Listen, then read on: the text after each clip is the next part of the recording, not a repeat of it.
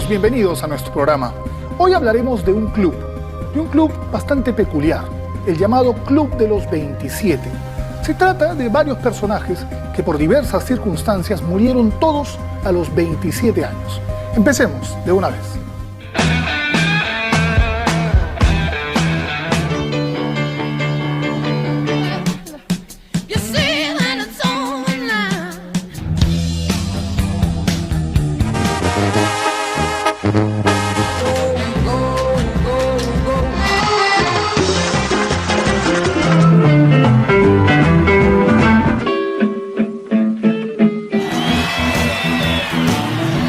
El Club de los 27, conformado por todos los músicos que han perdido la vida precisamente a esa edad, ha ido aumentando con el transcurso de los años.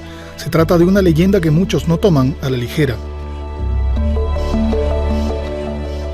El personaje que recientemente se ha sumado a la lista es la diva del soul, Amy Winehouse, cuyo deceso resucitó el tema.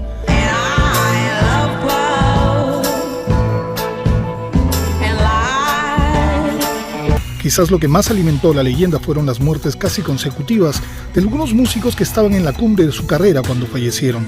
Entre 1969 y 1971, 4 exponentes de la cultura popular a nivel mundial murieron trágicamente, y desde entonces el número 27 ha pasado a ser una edad de temer.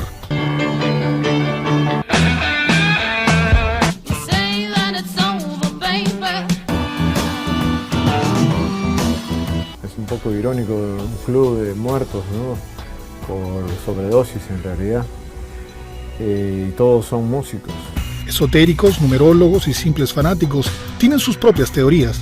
La verdad es que si el mundo de la música popular ya tiene una connotación que la vincula a la vida desenfrenada, este Club de los 27 no hace más que seguir alimentando esa aura misteriosa.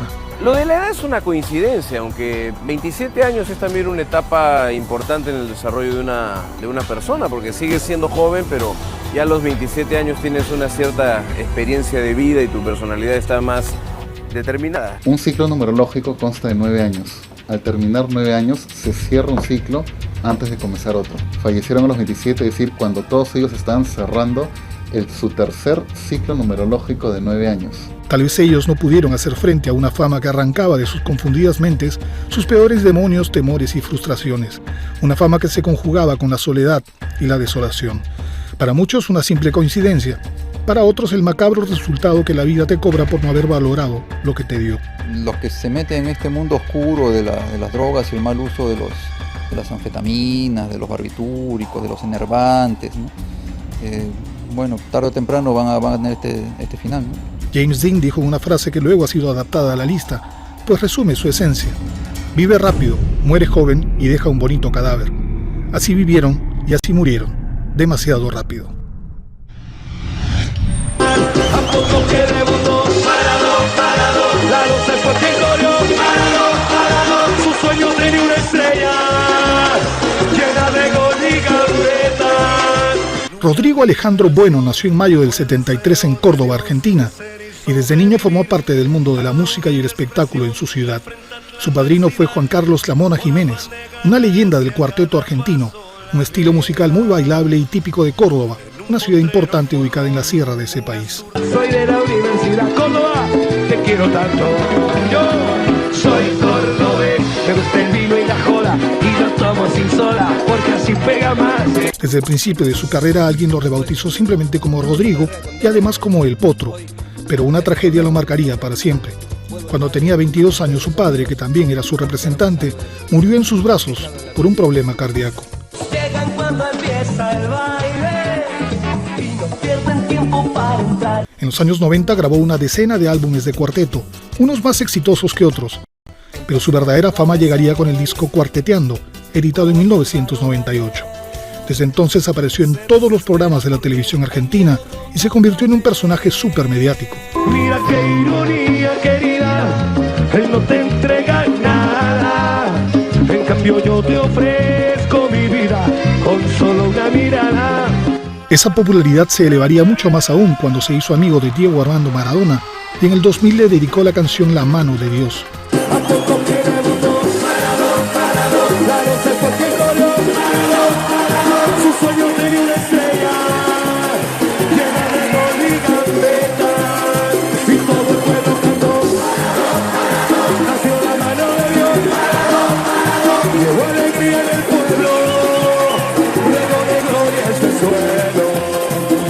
El tema logró un éxito impresionante. Fue en esos días que llenó 13 veces el Coliseo Luna Park, uno de los más importantes de Buenos Aires.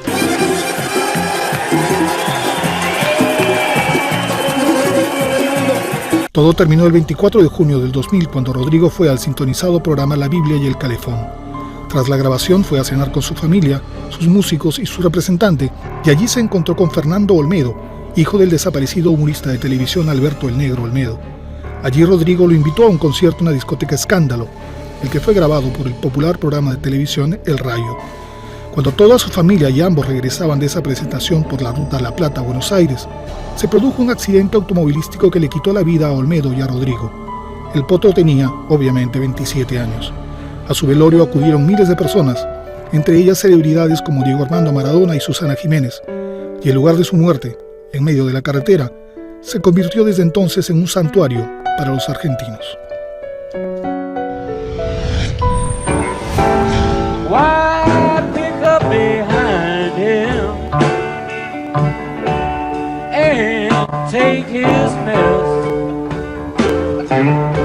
Ronald Charles McKernan, o Pig Pen, como fue apodado, nació en California en septiembre del 45. Tuvo muchos amigos afroamericanos y por eso creció influenciado por su música, sobre todo porque su padre era disc jockey de una radio de rhythm and blues. No le gustaba mucho la escuela y la abandonó. Después deambuló por San Francisco entre tiendas de música y locales nocturnos. Por esos días empezó a beber. Un día conoció a Jerry García, un chico que tocaba la guitarra en algunos locales de blues y que lo invitó a tocar la armónica. Al escucharlo quedó impresionado. En Grateful Dead, McKernan tocaba los teclados, armónica y colaboraba con la percusión, la guitarra y las voces.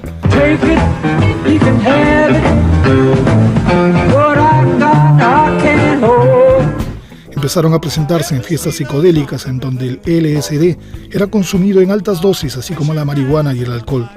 Pig Pen no consumía estas drogas como sus amigos, pero su consumo de alcohol iba en aumento. En esa época, una de sus parejas más conocidas fue la mítica cantante Janis Joplin. En 1970, Pig Pen empezó a sufrir problemas de salud debido a su alto consumo de alcohol. Tenía cirrosis biliar congénita. En el 71 fue hospitalizado y los doctores le recomendaron que dejara las giras, pero Ron volvió a escena. El grupo realizó una gira europea y la salud del músico empeoró una vez más.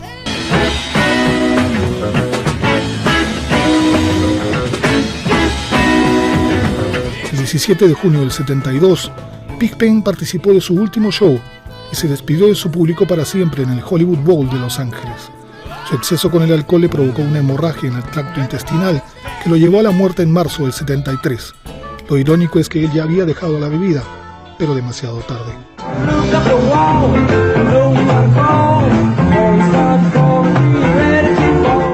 La banda sufrió un duro golpe con la muerte de Pig Pen y se separó. Meses después se reencontraron y estuvieron juntos hasta la muerte de Jerry García en 1995. La muerte accidental de Rodrigo conmocionó a toda la Argentina y a los que conocimos su talento. Una lástima. Vamos a la primera pausa del programa y al volver, más integrantes del Club de los 27.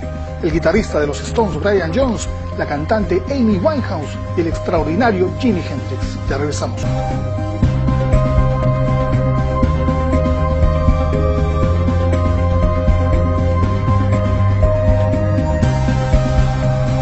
El fatídico Club de los 27.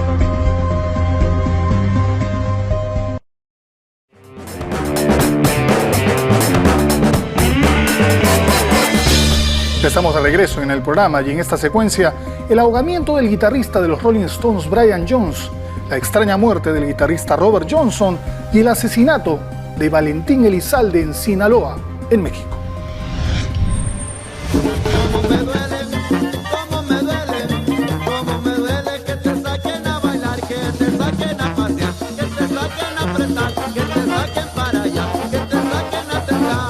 Valentín Elizalde Valencia nació en febrero del 79 en Sonora, México. Allí pasó sus primeros años de vida. Luego se trasladó con su familia a Guadalajara, Jalisco, para finalmente instalarse en Guasave, Sinaloa. Su padre, Eduardo el Gallo Elizalde, fue el que le inculcó el amor por la música.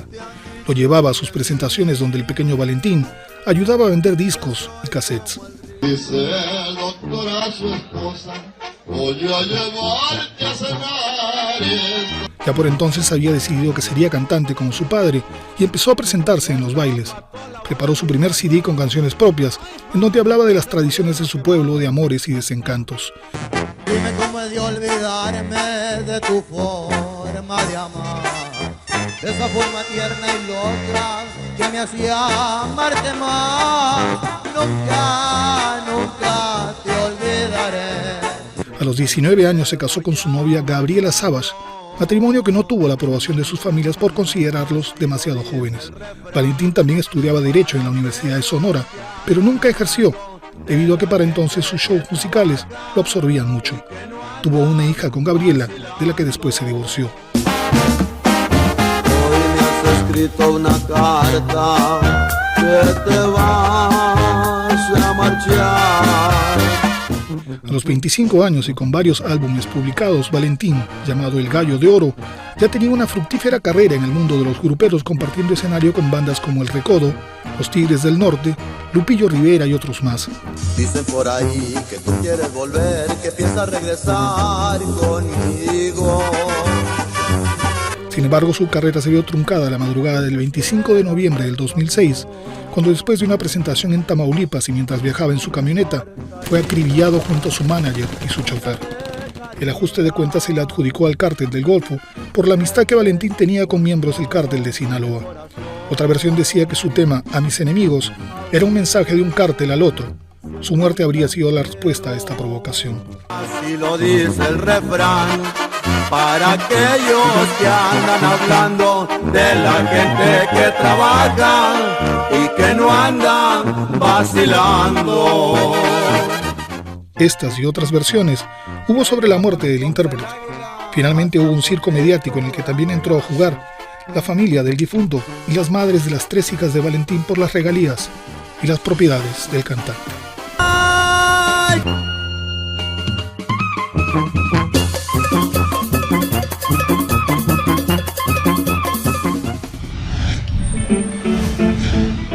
And if she gets unruly, things she don't want.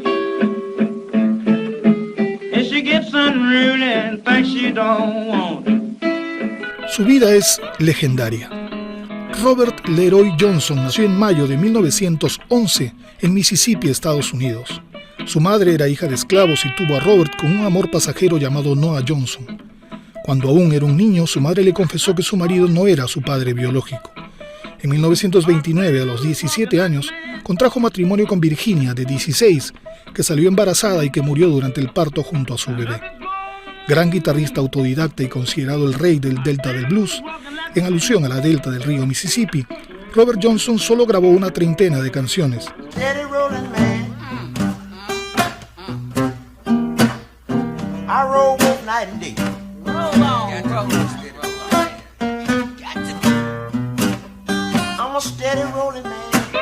Pese a eso, se convirtió en un mito debido a su talento y su técnica influyó en muchísimos músicos de blues y rock and roll, como Eric Clapton, Bob Dylan o Jimi Hendrix, y en grupos como Rolling Stones, Led Zeppelin o Queen. Es decir, casi nada. Sweet Home Chicago fue su primer éxito en su país.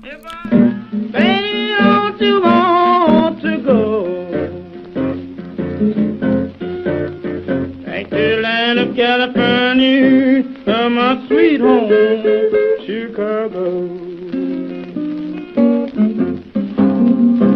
Su muerte, aún hoy, más de 70 años después, sigue siendo un misterio. Algunas versiones dicen que murió de sífilis, otras de neumonía. Incluso se dice que un marido celoso lo mató poniendo veneno en un vaso de whisky. La verdad es que falleció el 16 de agosto del 38 y que no se le practicó autopsia. Es el músico más antiguo de este club de los 27. El tema Crossroads es también uno de sus más grandes legados.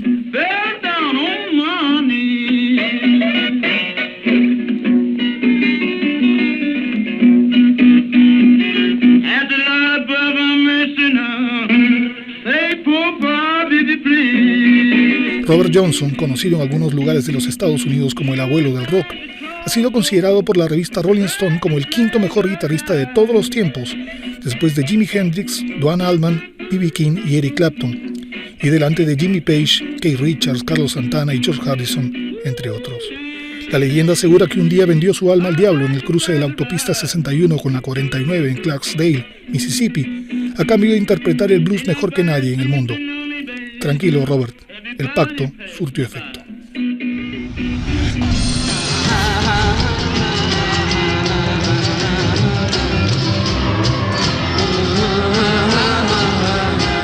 Louis Brian Hopkins Jones nació en Hartfield, Inglaterra, en febrero del 42. Su madre era profesora de piano y su padre un ingeniero aeronáutico aficionado al jazz. Ambos le inculcaron al pequeño amor por la música y lo matricularon en clases de clarinete y piano. En 1962 fundó The Rolling Stones junto a Mick Jagger y Keith Richards y siempre creyó que la banda era suya y que el líder era él.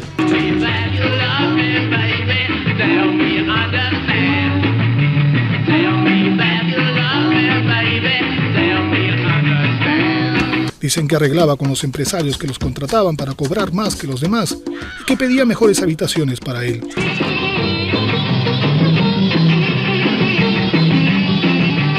En poco tiempo se convirtieron en una leyenda y en una de las bandas más famosas del mundo, pero también en una de las que más usaba drogas y alcohol. En el 67 Jones fue arrestado por posesión de marihuana y fue a la cárcel.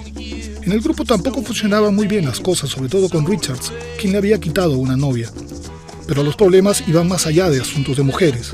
A Jones ya no le gustaban las canciones ni los arreglos que se habían agregado con los años. La relación Jagger-Richards con Jones ya era tirante.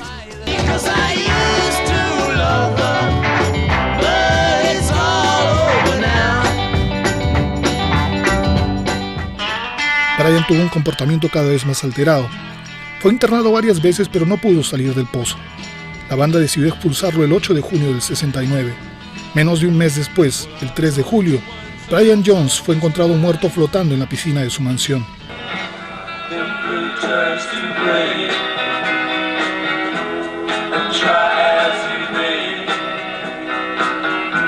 Pero los sucesos alrededor de su muerte fueron turbios y aún hoy no han sido aclarados.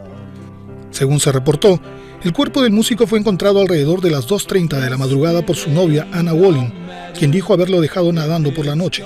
Luego ella entró a la casa y cuando volvió a buscarlo ya había muerto. Un nombre clave es el de Frank Thorogood, jefe de los albañiles que estaban arreglando la mansión de Jones y que había entablado una amistad con él, alternando en sus juergas. Frank se aprovechó de eso y le pasó una elevada factura. Discutieron y Jones prometió pagarle si terminaba los trabajos inconclusos. El día de su muerte, Thorogood estuvo en la reunión en la mansión, mientras que Jones bebió en exceso y consumió drogas. Se dice que estuvieron nadando juntos en la piscina antes de su muerte. Terry Rawlins, autor de un libro sobre la muerte de Jones, dijo que Tom Kellogg, amigo de Thorogood y Keith Richards, le confesó que Frank había ahogado a Jones sosteniendo su cabeza bajo el agua, cansado de sus humillaciones. Para entonces, Thorogood ya había muerto.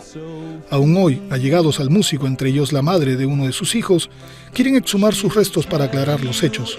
Tal vez algún día su cuerpo revele la verdad.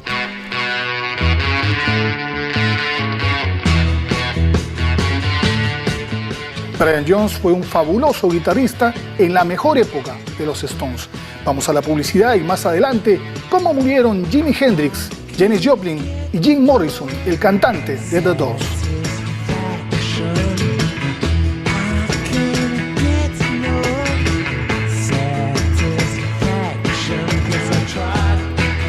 El fatídico Club de los 27.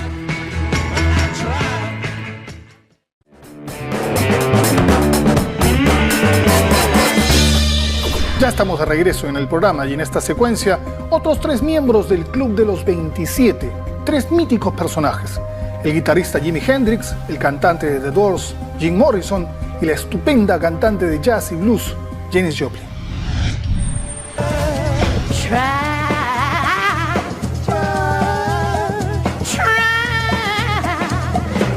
Just a little bit harder, so I can love him until myself. Janis Lynn Joplin nació en Texas en enero del 43. Su voz sumamente poderosa ha pasado a ser ícono de la cultura hippie y la rebeldía característica de los 60. Janis siempre se sintió diferente a los demás. Tenía problemas de autoestima por su aspecto físico y por eso solía juntarse en la escuela con los marginados, por lo que era poco popular en su clase. Incluso se le acusaba de ser amiga de los negros. A los 16 años empezó a manifestar sus preferencias musicales por el blues y el jazz.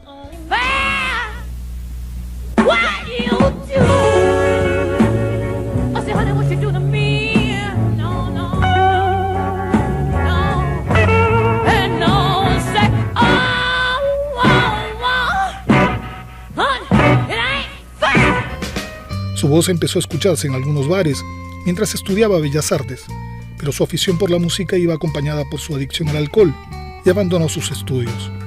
En 1966 se unió a la banda Big Brother and the Holding Company, con la que editaría el álbum del mismo nombre.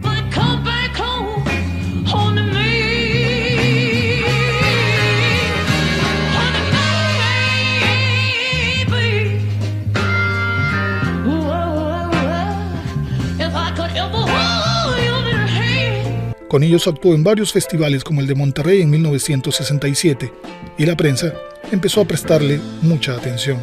Joplin formó en 1969 el grupo Cosmic Blues Band, con el que realizó una gira europea con rotundo éxito. Ese mismo año se presentó en Woodstock, donde la audiencia escuchó temas como Piece of My Heart.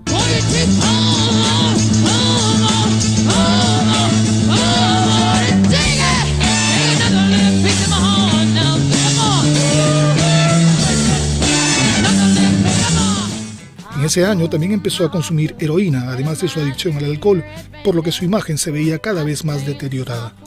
En 1970, limpia de heroína, formó Full Tilt Boogie Band y conoció a su última pareja, Seth Morgan, un vendedor de heroína y vividor. La relación para Janis iba tan en serio que iban a casarse. Pero esto nunca ocurrió, pues la vida de la cantante terminó el 4 de octubre de 1970. Por ese entonces, Janis se encontraba grabando el álbum Pearl con su nueva banda.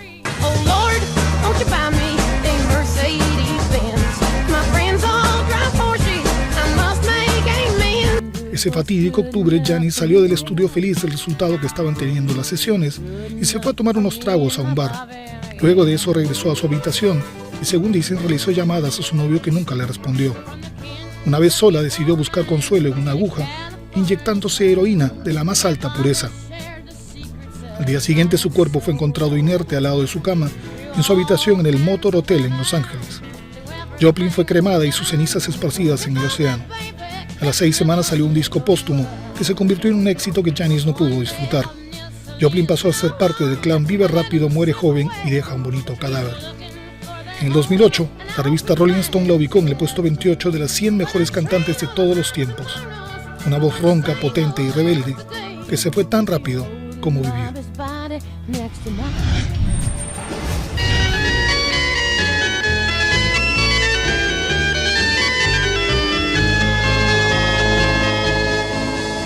Try to run, try to hide, break on through to the other side, break on through to the other side, break on through to the other side, yeah.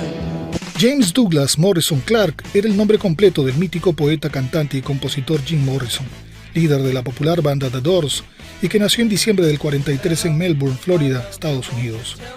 Era hijo de un militar. De los 19 dejó el hogar y estudió cine en la UCLA, siendo de la misma promoción que el cineasta Francis Ford Coppola, pero aunque se graduó, nunca recogió los certificados porque ya había decidido no dedicarse al cine. Era 1965. Amante de la literatura y gran devorador de libros, sintió que su verdadera vocación era la poesía y se dedicó por completo a ella. Anduvo sin hogar fijo por un tiempo mientras la cultura hippie lo condujo a las drogas psicodélicas, como la marihuana y el LSD. Tiempo después se encontró con Ray Manzarek, un ex compañero de la universidad al que le mostró sus poemas musicalizados.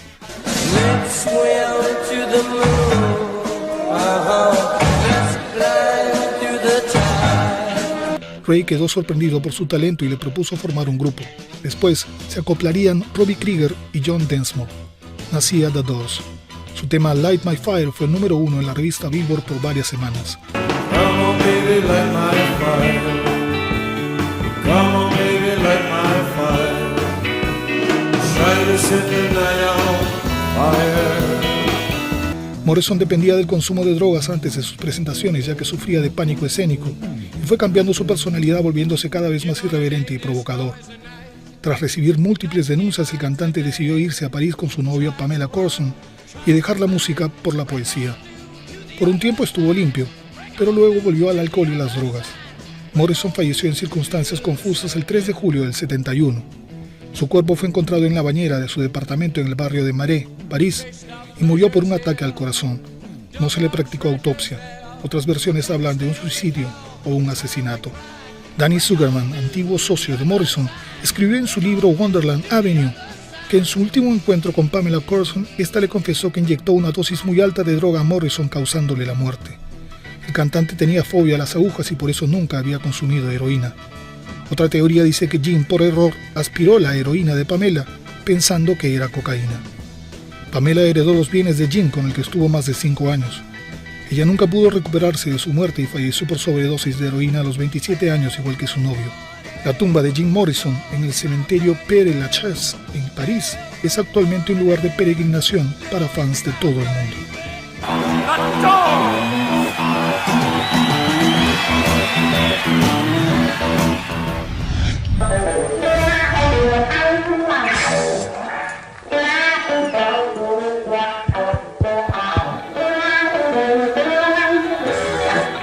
James Marshall Hendrix nació en noviembre del 42 en Seattle, Estados Unidos. Cuando tenía 9 años, sus padres se divorciaron, por lo que fue criado por su abuela paterna. El primer instrumento que Jimmy tuvo fue una guitarra que le regaló su padre a los 14. Hendrix aprendió a tocarla mientras escuchaba a B.B. King y Eric Clapton.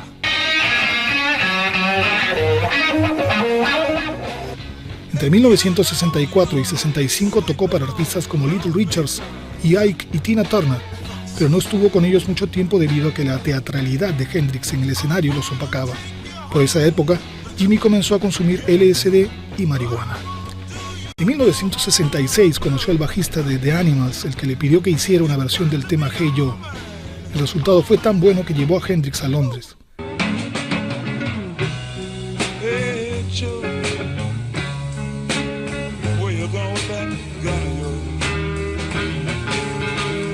A partir de ese momento la carrera del guitarrista fue en ascenso. Formó su grupo Jimi Hendrix Experience y la psicodélica Londres se rindió a sus pies.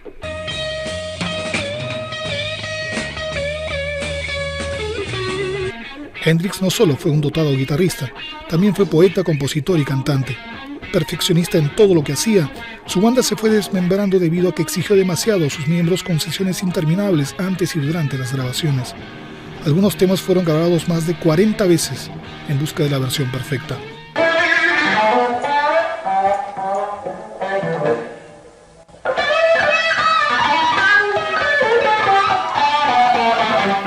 Uno de sus momentos más recordados fue su presentación en Woodstock en 1969, en la que Hendrix deslumbró a su público.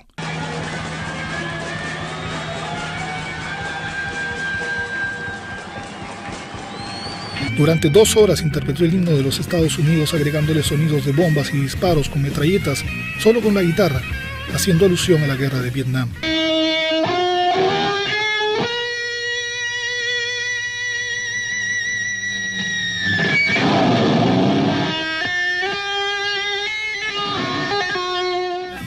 Hendrix editó 4 álbumes. Este genio zurdo de la guitarra que le arrancaba sonidos hipnóticos a su instrumento pasó a formar parte del Club de los 27 el 18 de septiembre del 70, luego de salir de una fiesta con su novia Monica Danneman. Ella lo llevó a su habitación en el Hotel Samarkand, en Londres, donde lo vio tomar 9 pastillas para dormir. Los médicos dijeron que estas medicinas, más el exceso del alcohol, le provocó el vómito que lo ahogó. Danneman aseguró que su novio estaba vivo cuando se lo llevó a la ambulancia. Sin embargo, los policías dijeron haberlo encontrado muerto. Un extenso material inédito ha permitido que aún se siga editando su música. En una de sus últimas entrevistas, Hendrix dijo: "En el momento que sienta que no tengo nada que ofrecer musicalmente, ya no me encontrarán en el planeta.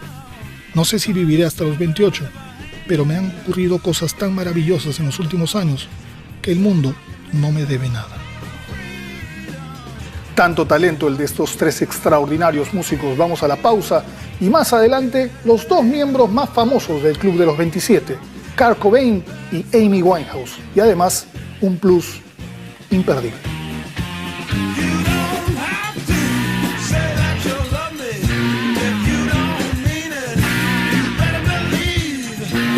El fatídico Club de los 27.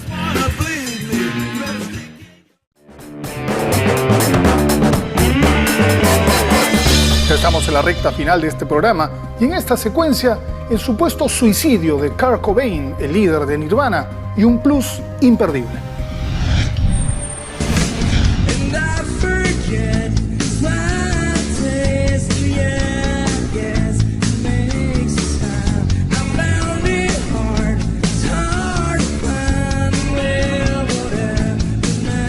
Kurt Donald Cobain nació en 1967 en Seattle, Estados Unidos. Desde pequeño tuvo interés por la música, en especial por los Beatles, y cantaba temas como Hey Jude. Lo que le afectó mucho fue el divorcio de sus padres a los 9 años. Su único refugio fue la música.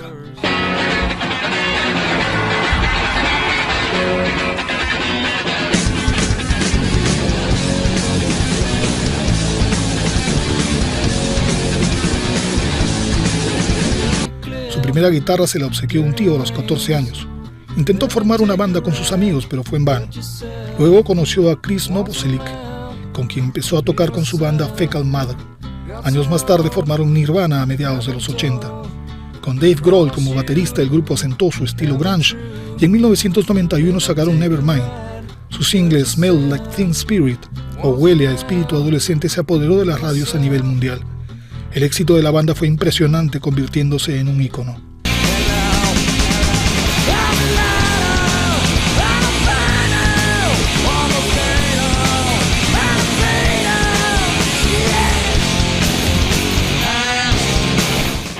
Esta fama tomó de sorpresa a Cobain.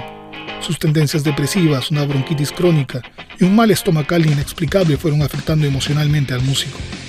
Ya a fines de los 90, Kurt se hizo asiduo a las drogas, aunque desde niño se le administró sedantes para tratar su hiperactividad. La adicción fue en aumento, pasando a drogas más fuertes como la heroína. Cobain lucía demacrado y cansado en sus conciertos. En 1992 contrajo matrimonio con la cantante Courtney Love en la playa Waikiki de Hawái. Medio año después tuvieron su primera hija. Para los fans, Courtney era la Yoko Ono de Nirvana, una mujer muy metida en su carrera y que de alguna forma los perjudicaba.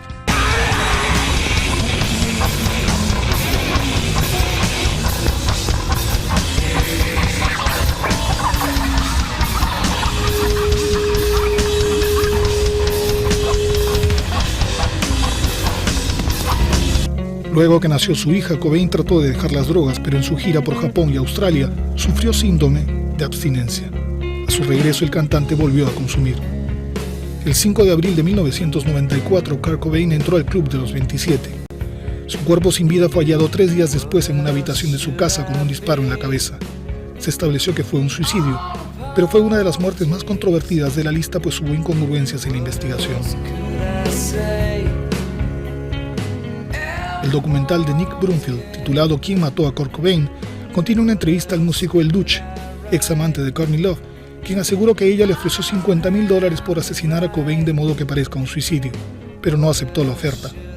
2 días después de su declaración murió aplastado por un tren. Cobain editó 4 álbumes con Nirvana más un disco unplugged que salió luego de su muerte. Sus restos fueron incinerados.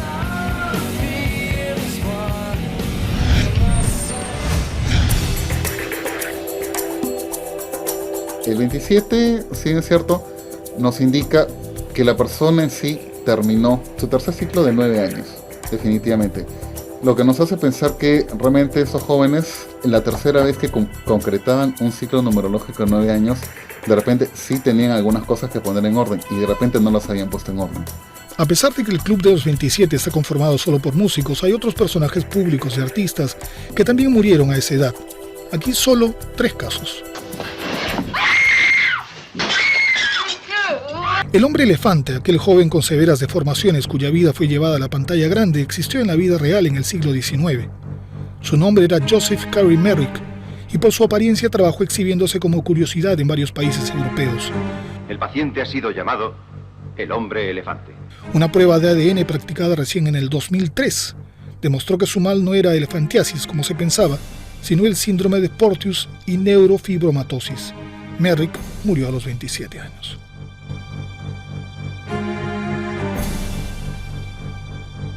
Lia de Mae fue una bella jovencita nacida en Praga en 1976 que integró el equipo nacional checo de natación en la especialidad de salto de trampolín. Entrenando para los Juegos Olímpicos de Atlanta 96, sufrió un accidente que le impidió continuar en el deporte. Poco tiempo después le ofrecieron trabajar como modelo y actriz porno. Lia hizo más de 160 películas de este género. En 2004 se le diagnosticó un tumor cerebral que le provocó la muerte.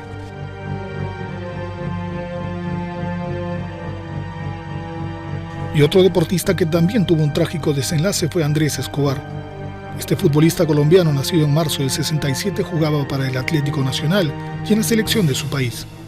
Precisamente defendiendo los colores de su patria en el Mundial de Estados Unidos 94, cometió un error. En un juego contra los estadounidenses anotó un autogol, otorgándole el triunfo al rival por 2-1.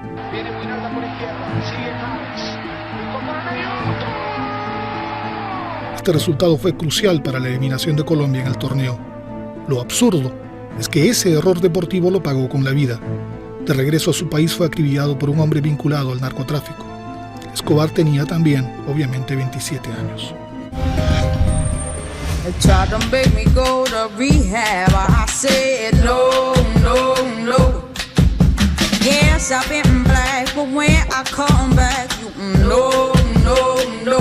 Amy nació en septiembre del 83 en Londres, Inglaterra. De padre y madre judíos, de niña creció escuchando las canciones de Frank Sinatra, Dinah Washington y Ella Fitzgerald. Cuando tenía 10 años fundó una banda de rap y empezó a estudiar teatro, pero fue expulsada por no seguir las reglas y ponerse un piercing en la nariz. Tuvo su primera guitarra a los 13 y a los 16 cantaba en algunos bares. Firmó contrato con la disquera Island Universal, publicando su primer álbum, Frank, en el 2003. Solo tenía 20 años.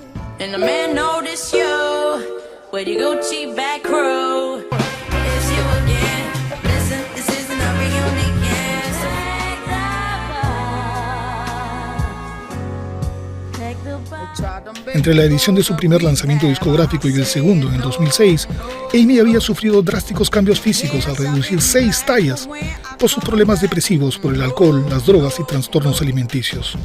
Cuando lanzó Back to Black en octubre del 2006, Amy no imaginó el éxito que este disco tendría.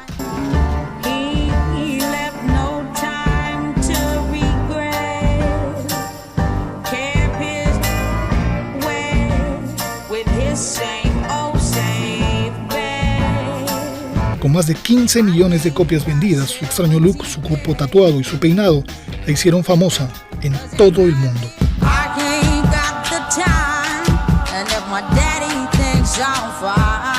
Temas como el irónico Rehab,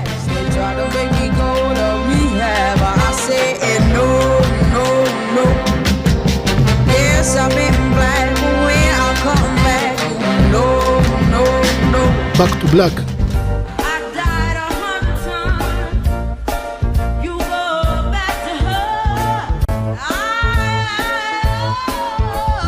y You Know I'm No Good, escritos por Amy, revelaban su tormentosa vida interior.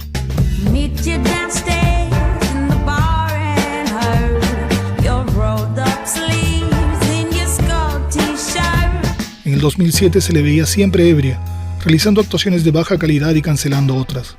Fue hospitalizada por sobredosis de heroína, éxtasis, cocaína y alcohol, y se difundió un video en el que se le veía fumando crack.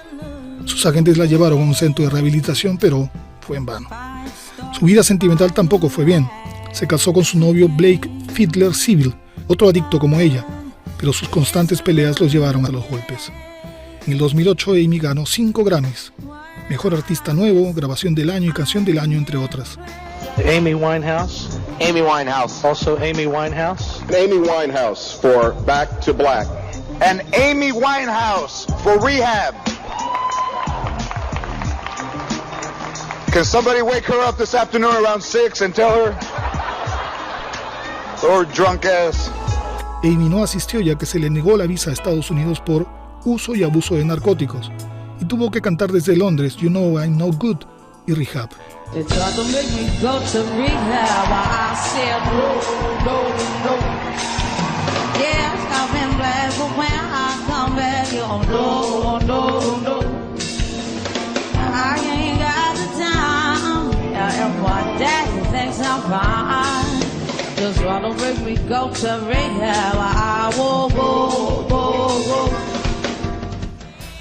Los escándalos continuaron y aunque prometió dejar las drogas y el alcohol, estos volvieron a su vida convirtiéndola en un círculo vicioso inacabable.